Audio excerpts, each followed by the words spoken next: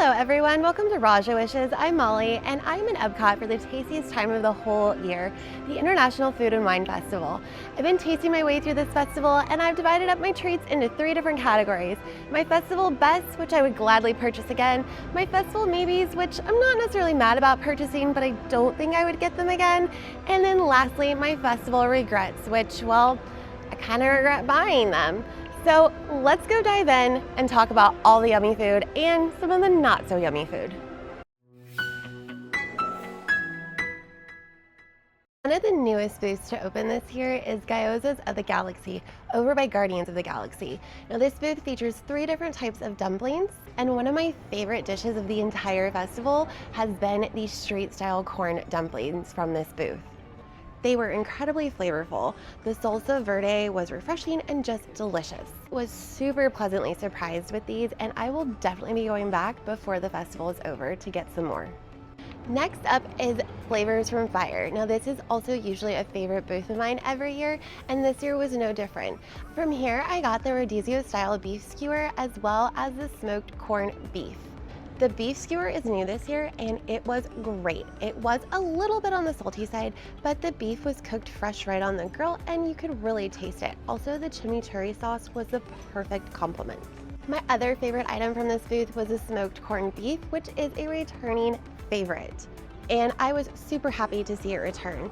It too is a little bit on the salty side, but the pickled onions really helped counteract and cut through the richness of the corned beef and the cheese. From the Brew Ring and the Odyssey, I picked up the cider plate, which came with a cherry and apple cider, a wild berry cider, and a pumpkin spice cider. Now, normally, when they get a cider plate in here at this festival specifically, at least one of them is just absolutely terrible. But that was not the case this year, which is why it made my festival best list, specifically because of the Cider Boys pumpkin spice cider. I am not one usually for pumpkin spice things, but this was so delicious. It was fall in a cup. I actually liked it so much that I've come back a few times and just gotten a full size of that cider. It is the perfect amount of pumpkin spice without being too much or too sweet. From Milled and Muled, I got the carrot cake. This is also a returning favorite, although it has bounced around to a few different booths over the years at this festival. It was still just as yummy as always. The cake was light and moist with the perfect amount of spice, and the cream cheese icing melted all over is just heaven. If you like carrot cake, then I highly suggest picking this one up. I actually picked up all 3 items from Forest and Field, and 2 of them made my festival best list. The pumpkin mascarpone ravioli is a returning dish from last year, and while this year's wasn't as quite amazing as last year's, it still was really good. The pecorino cheese just adds an explosion of flavor that sounds like it would be kind of an odd combo, but it just works. A new item at this booth this year, which I'm sure I'm going to absolutely butcher the name of this, but I'm going to try my best. If you know how to say it right, feel free and correct me down in the comments. But it was the Ciata sandwich. Oh, definitely one of my festival bests this year, at the very, very top of the list. This sandwich had mortadella, prosciutto, sun-dried peppers, arugula, stracciatella cheese, fall squash mostarda, and pistachio pesto on a warm focaccia.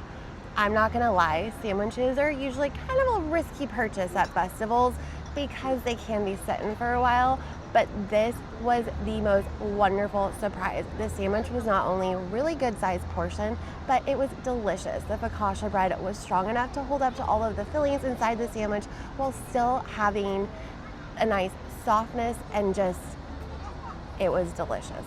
Next up is Canada, and I've said this before in some of my other festival videos, but Canada doesn't ever do anything new and exciting for their festivals. They always have the same menu items for each corresponding festival. And for food and wine, that is going to be the cheddar and bacon soup as well as the filet mignon, which are 2 of my personal favorites. Who doesn't love cheese soup? It's rich, it's creamy, it's cheesy, and it comes with a pretzel roll. The filet was tender and tasted great. Now, I would like to note that I do like my steak cooked more than the average person, so I was perfectly fine with the cook on this filet mignon. However, if you are someone who prefers medium or under, you're probably gonna think that it's overcooked. Coastal Eats opened up the end of September along with Gyozas of the Galaxy. From here, I grabbed the crab cake, which was absolutely amazing. I am super picky when it comes to crab cakes, and this one hit all of the marks. It wasn't fishy at all. It had a good amount of crab to filling ratio, and overall it was just delicious. My only complaint was that it was a little bit small for the price. However, it was so tasty, it was definitely worth it. From Greece, I picked up another returning favorite, the Griddled Cheese.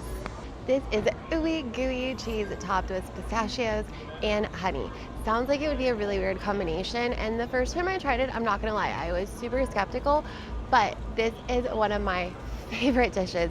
Year after year after year, I get it multiple times every year during this festival, and if you like cheese, I highly recommend it. And don't be scared off by the pistachios and honey, because like I said, it's just a really weird flavor profile that works wonderfully together. Now on to my festival maybes. So these weren't quite as good to make my festival best, but I also didn't necessarily regret purchasing them either. They weren't bad, they didn't deserve to go on festival regrets, they just didn't make the top of the list. First up is the Kirschwasser Torte from the Alps. This wasn't quite exactly what I was expecting, and it definitely could have used more cherries. The tartness from the cherries really helped break up the flavor and brought some acidity and some extra flavor with each bite. If you got a bite without the cherries, it just wasn't very exciting. From Sunshine Seasons, I grabbed the adorable Remy milkshake. Now, this wasn't a bad milkshake by any means, but it was just an okay strawberry milkshake. On a cuteness scale, this gets a 10 out of 10. However, for $10 and some change, I thought it was a little pricey for just an okay milkshake. The cookie on top didn't taste like much, and its primary purpose was to look pretty and kind of just be the base. The white chocolate pieces were good, but weren't anything extraordinary. Now, the cheesecake bite on top was divine. It was some of the best cheesecake I've ever had, but it was just that little tiny bite-sized piece. So overall, super cute, but taste-wise, nothing special. And lastly, that leads us into my festival regrets. Every festival has some, and this one definitely did too. Gyozas of the Galaxy had one of my favorite festival dishes this year, so I was super excited to try out the other two dumplings from this booth. The buffalo style and the French onion soup style. Unfortunately, both of these I regretted buying. The buffalo style ones were just dripping in buffalo sauce, so that's all you could taste.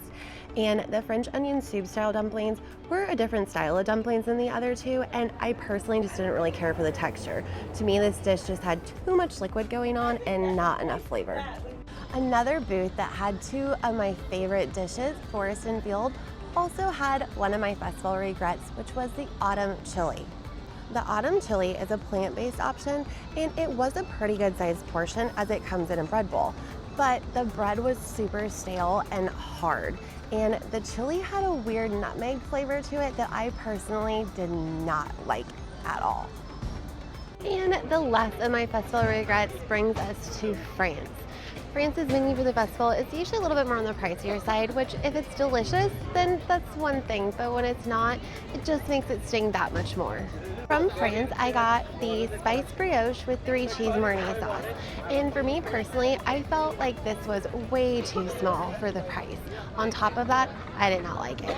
I thought it tasted like your average roll shoved full of jar Alfredo sauce. So this one was a big letdown for me.